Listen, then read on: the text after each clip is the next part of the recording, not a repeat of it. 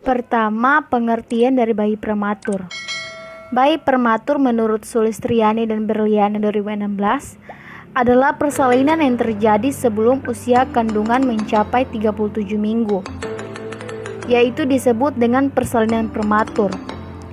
Prematuritas adalah neonatus dengan usia kehamilan kurang dari 37 minggu dan mempunyai berat badan sesuai dengan berat badan untuk masa kehamilan. Yang berikut etiologi. Etiologi menurut Rukia dan Yulianti 2012, bayi dengan kelahiran prematur dapat disebabkan oleh beberapa faktor, yaitu sebagai berikut.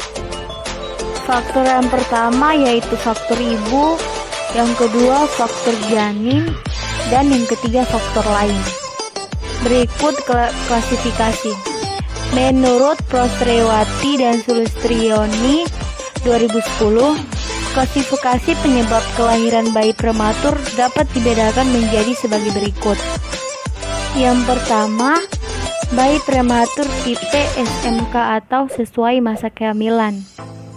Yang kedua, bayi prematur tipe KMK atau kecil masa kehamilan. Yang berikut manifestasi klinis. Menurut Rukia dan Yulianti 2012, ada beberapa tanda dan gejala yang dapat muncul pada bayi prematur antara lain sebagai berikut. 1.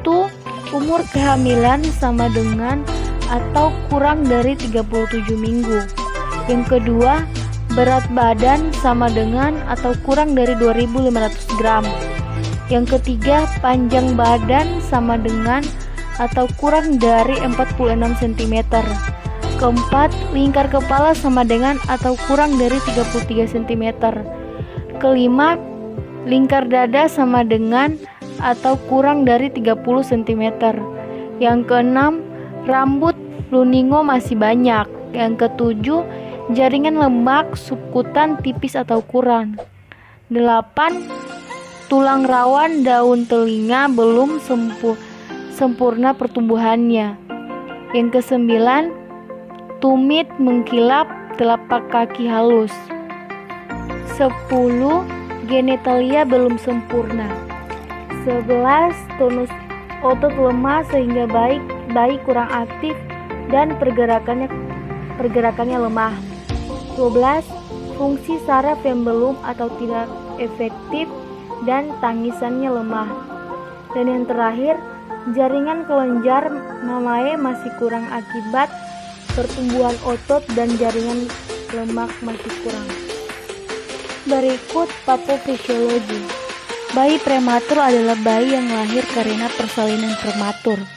Persalinan prematur menunjukkan adanya kegagalan 20 mekanisme yang bertanggung jawab untuk mempertahankan kondisi uterus selama kehamilan, atau disebabkan karena adanya gangguan yang menyebabkan singkatnya kehamilan. Kondisi tersebut memicu dimulainya proses persalinan secara dini. Yang berikut ada komplikasi. Komplikasi menurut David dan Beres 2008 dan Surasmi 2003 yaitu yang pertama ada pernafasan, kedua hipotermi, ketiga hipoglikemia, keempat icterus pada prematuritas, kelima perdarahan intratrakular, keenam anemia, dan yang terakhir infeksi.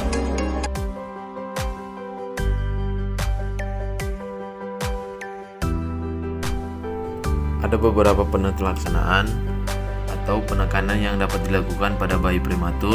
Yang pertama, mempertahankan suhu tubuh dengan ketat.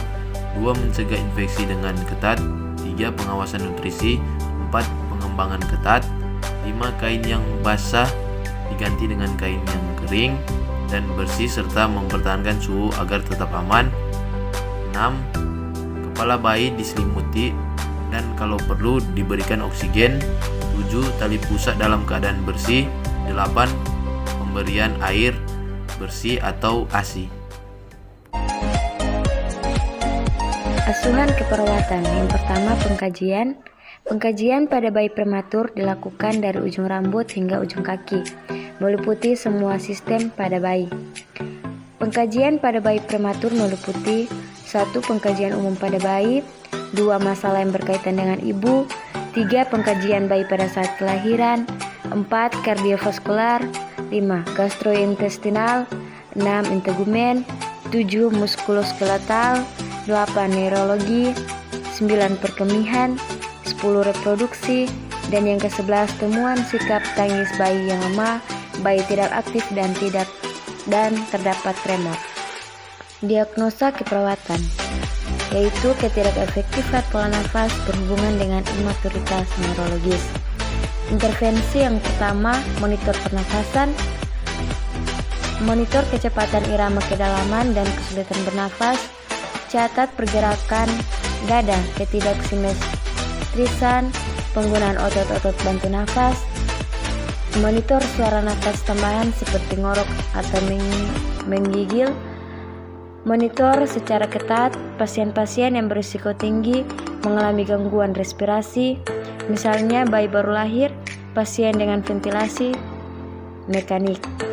Yang kedua, monitor tanda-tanda vital, monitor tekanan darah, nadi, suhu, dan status pernafasan. Monitor dan laporkan tanda dan gejala hipotermia dan hipertermia, monitor keberadaan dan kualitas nadi, monitor suara paru-paru, monitor warna kulit, suhu dan kelembapan. Dan yang ketiga, oksigen terapi. Bersihkan mulut, hidung, dan sekret trakea, pertahankan jalan nafas yang paten, atur peralatan oksigenasi, monitor aliran oksigen, dan observasi adanya tanda-tanda distres respirasi seperti retraksi, takipneu, apneu, dan sianosis.